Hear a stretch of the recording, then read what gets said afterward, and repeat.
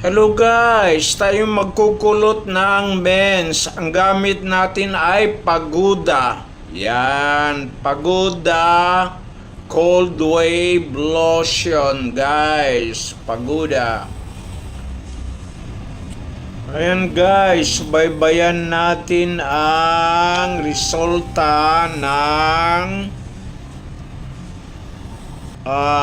Pagoda Cold Wave Lotion. Ayan na guys, tinatanggal na natin ang curlers. Makikita na natin guys kung ano yung resulta niya. Bale, ang ginamit natin curlers dito guys ay yung pinakamaliit, the smallest one. Tapos guys, ay binabad natin ng 1.5 hours.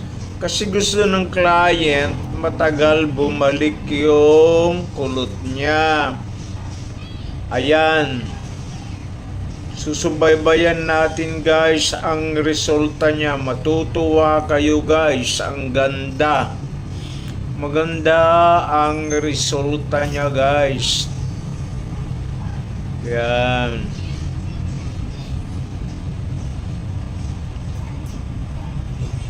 Yan, subaybay lang tayo guys. Yan.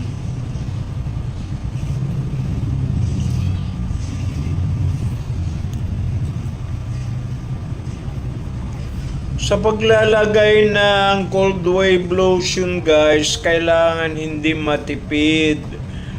Once na nag-curls ka na, kailangan basahin mo na yun ng cold wave lotion para sa ganon maganda na agad yung simula ng pagkapit ng buhok doon sa curlers.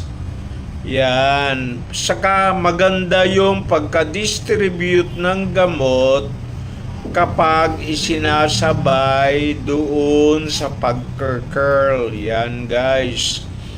Tandaan nyo, huwag tipirin. Kung gusto nyo ng magandang resulta, hindi kailangan ng tipid. Yan. Huwag tipirin ang gamot. Yan ang importanteng malalaman natin. Kasi kapag tinipid mo, ang mangyayari, tipid din yung resulta niya. Kaya tabayanan nyo guys. Ang client na ito siguro 4 times na siyang nagpa-curl sa akin. Every 6 months siya mabalik guys. Yan, tingnan natin yung resulta niya. It's an amazing perm. Amazing siya guys. Napakaganda. Amazing perm ang resulta niya.